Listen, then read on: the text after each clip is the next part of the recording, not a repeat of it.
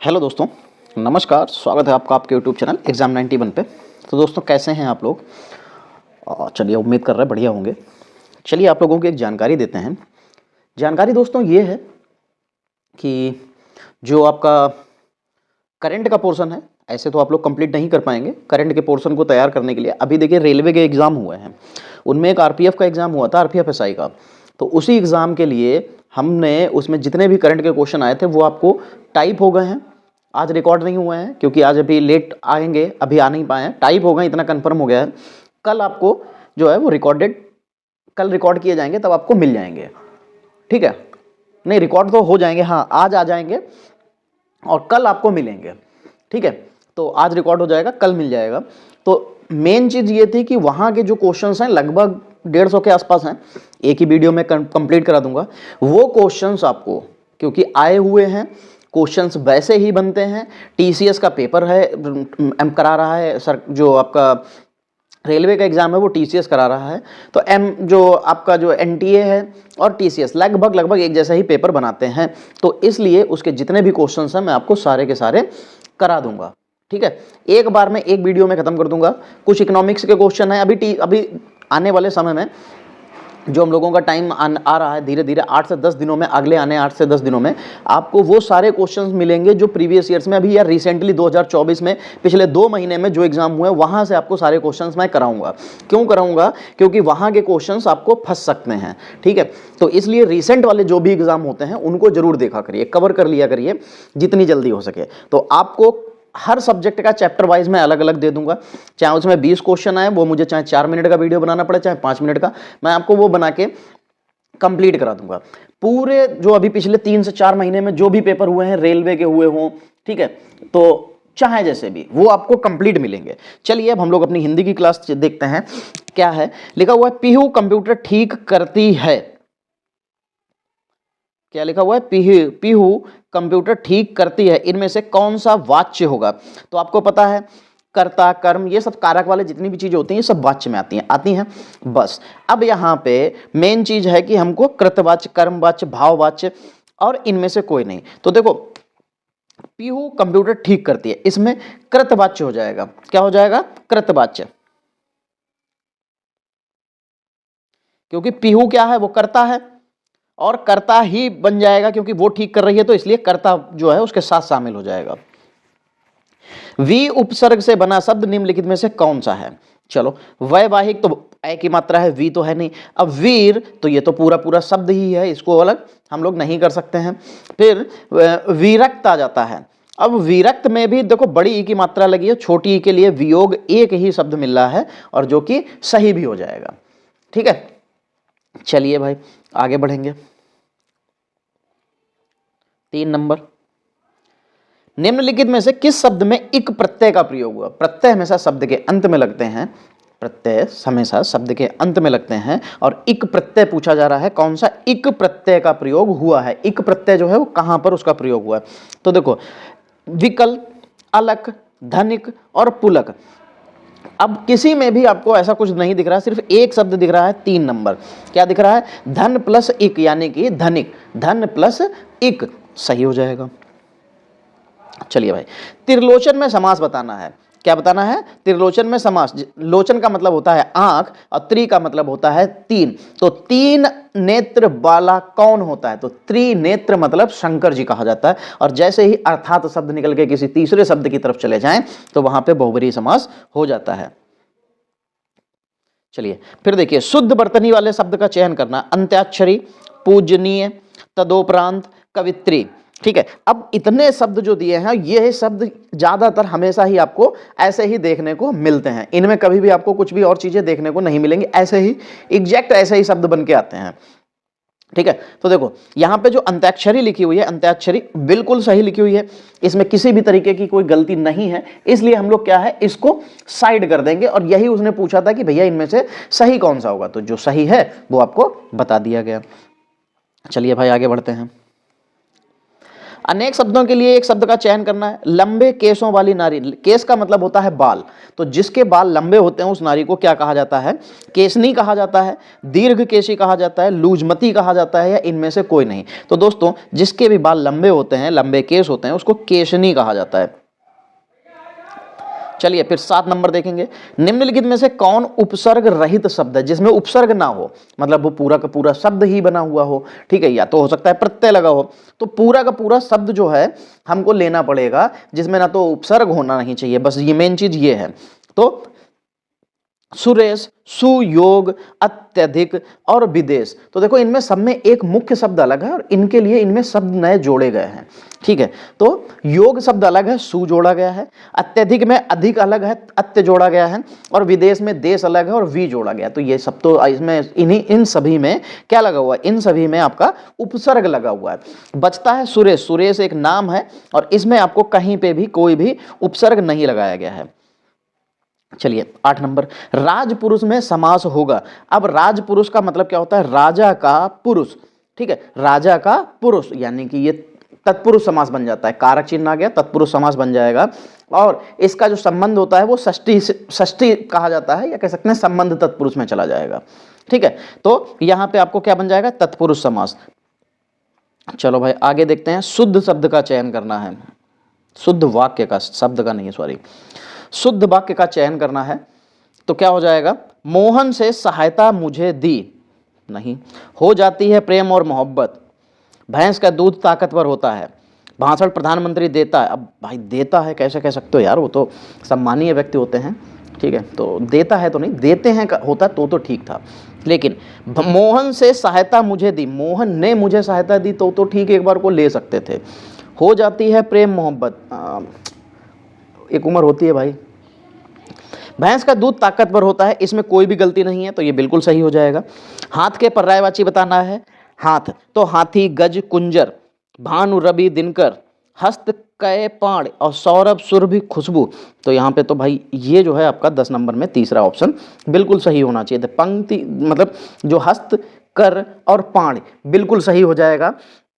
बाकी आते हैं हम लोग किस चीज पे? तो आते हैं हाथी, गज, तो ये तो हाथी के पर्यायवाची हो जाते हैं। भानु, रवि, दिनकर ये सूरज के हो जाते हैं। सौरभ, सुरभि, अगर इनकी बात करेंगे तो देखो सुरभि मतलब गाय होती है, सौरभ, इनके तीनों अलग अलग लिखे हुए हैं।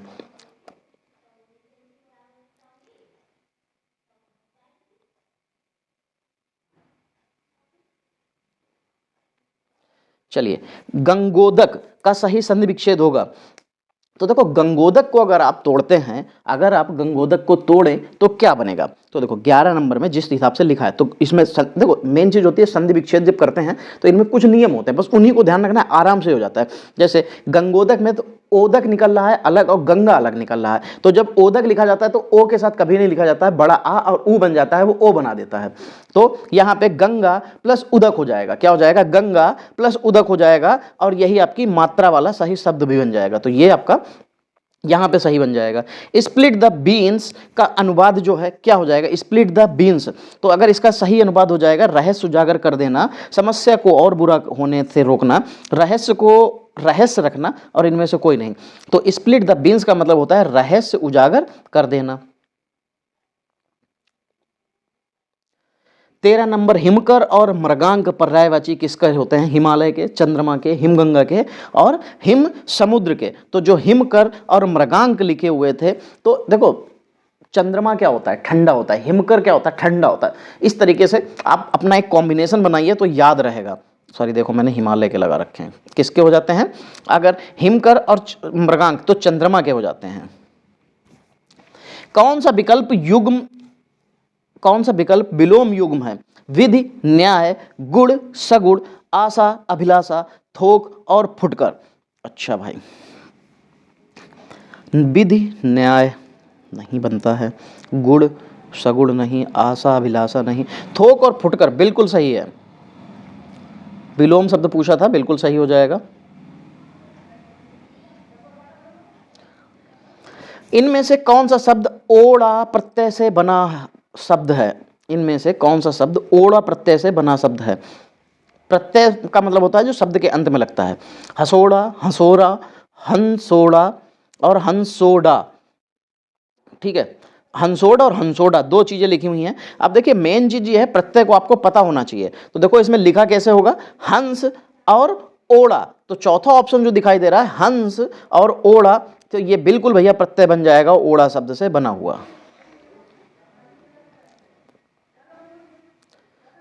16 नंबर, निम्नलिखित में से कर्ता मैं एक वचन का बहुवचन है।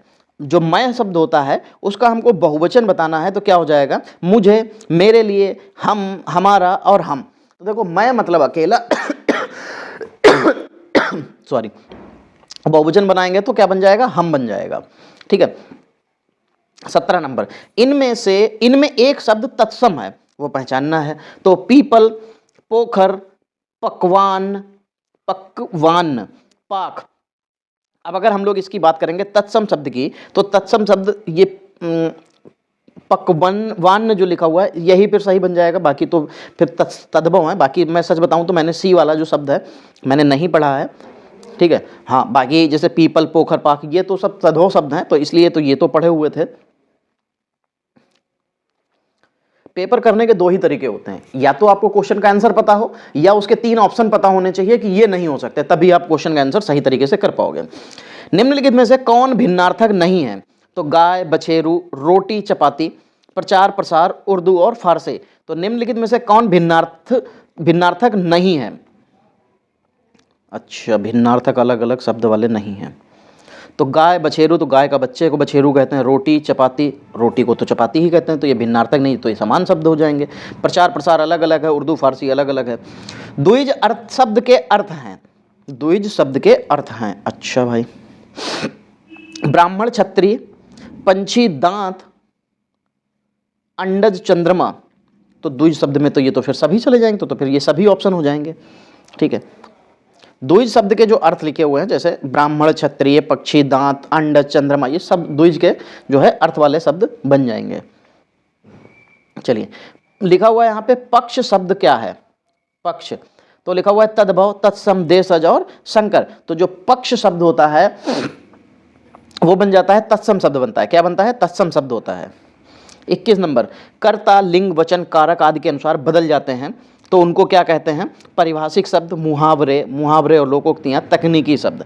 तो जो कर्ता, लिंग, वचन, कारक आदि के अनुसार बदल जाते हैं तो वो मुहावरे होते हैं।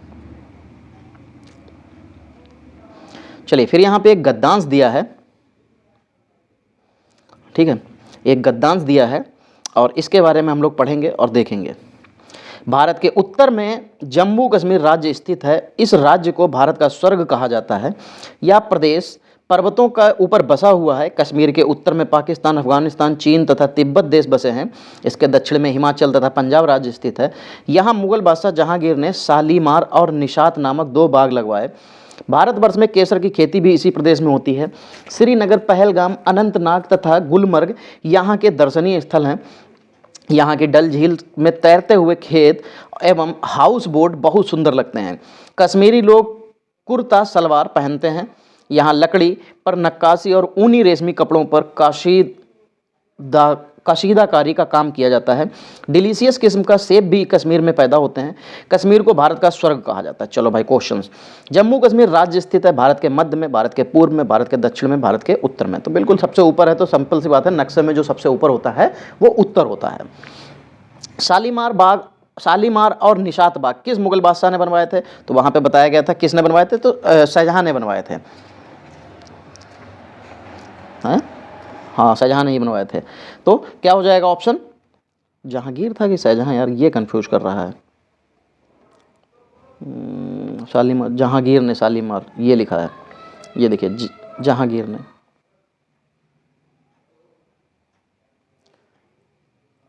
फिर कश्मीर में हाउस बोट कहाँ तैरते हैं? सिंधु नदी, मानसरोवर झील, डल झील या झेलम झील? तो कश्मीर में सबसे ज़्यादा जो फेमस है वो डल झील, इसी में तैरते हैं।